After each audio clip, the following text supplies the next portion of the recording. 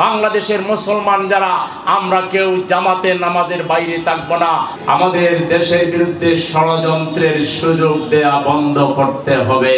জামাত শুধু মুখে স্লোগান দিয়ে তার দায়িত্ব শেষ করে নাই।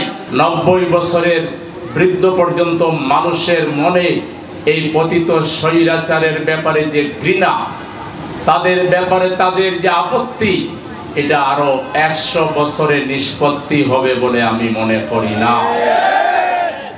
তবে এই সময়ের সবচেয়ে অগ্রাধিকার কাজ, জনপ্রিয় দাবি হচ্ছে এই পতিত স্বৈরাচারকে পাশের দেশে রেখে আমাদের দেশের বিরুদ্ধে ষড়যন্ত্রের সুযোগ দেয়া বন্ধ করতে হবে।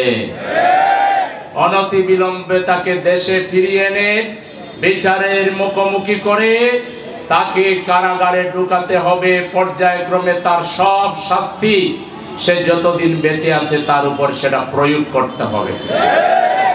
এবং তার সঙ্গে সাথী তার যে দূষর যারা তিনটা পার্লামেন্টে ডজন ডজন মন্ত্রী আর হাজার খানেক অবৈধ যে এমপি, এদেরকে চিহ্নিত করে এদের বিরুদ্ধে মামলা করে তদন্তপূর্বক দোষীদেরকে অবশ্যই বিচারের কাঠগড়ায় দাঁড় করাতে হবে। জামাত ইসলামী তার জন্মলগ্ন থেকে সামাজিক সুবিচার এবং সার্বিকভাবে একটি ইনসাফপূর্ণ সমাজ বিনির্মাণের জন্য জামাত কাজ করে যাচ্ছে। জামাত শুধু মুখে স্লোগান দিয়ে তার দায়িত্ব শেষ করে নাই। জামাত ইসলামী 12 মাস সব সময় কিভাবে এই সমাজের মানুষের কল্যাণ করা যায়, বিশেষ করে আমাদের আগামী দিনের কান্ডারি জাতির ভবিষ্যৎ ছাত্র তরুণ যুবকদেরকে কিভাবে চরিত্রবান নাগরিক হিসাবে গড়ে তোলা যায়, তার জন্য সব সময় কর্মসূচি হাতে নিয়েছে। আমরা যদি আমাদের যুব সমাজকে ঘৃণা না করি, তাদের যে কিছু কাজ যেগুলো আমরা পছন্দ করি না, এই কাজগুলো তাদেরকে কে শিখিয়েছে, কে তাদের হাতে অস্ত্র তুলে দিয়েছে, কে তাদের হাতে মাদক তুলে দিয়েছে, কে তাদের হাতে ইয়াবা তুলে দিয়েছে, আসুন সেই কালপিটদেরকে আমরা চিহ্নিত করি। ওদেরকে চিহ্নিত করে ওদের বিরুদ্ধে আমরা আমাদের কার্যকর সম্মিলিত ভূমিকার মাধ্যমে আমরা সমাজ সংশোধনে আমরা সকলে ঐক্যবদ্ধ হয়ে কাজ শুরু করি।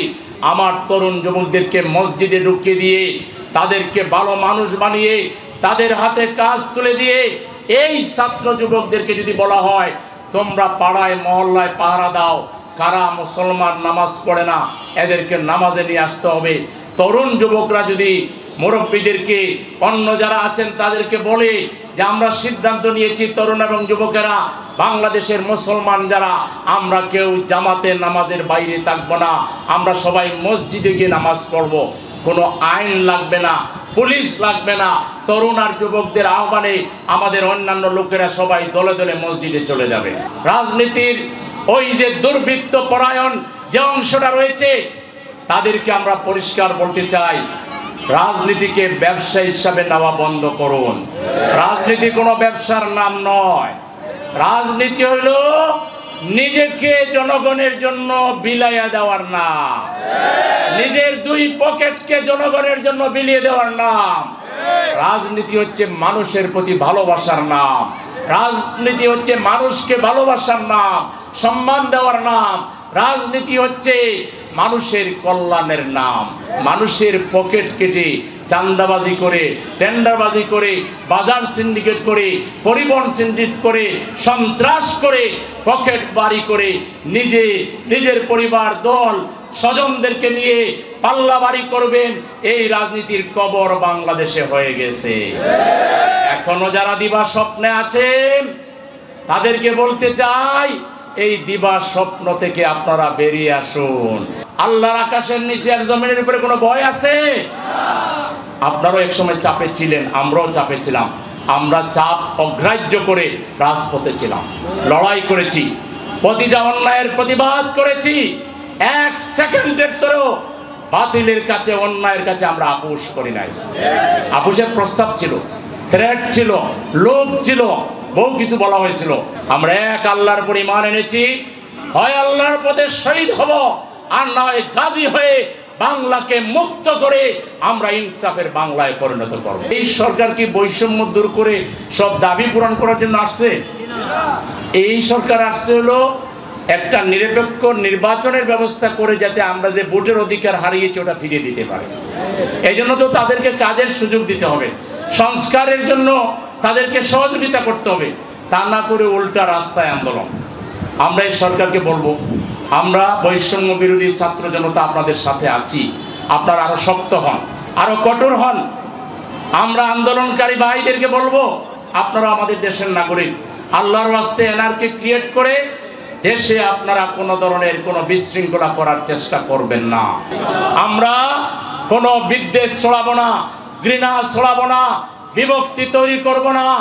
আমরা হাতে হাত রেখে কাঁধে কাঁধ রেখে দেশ গড়ার রাজনীতি আমরা সবাই মিলে করবো ইনশাআল্লাহ।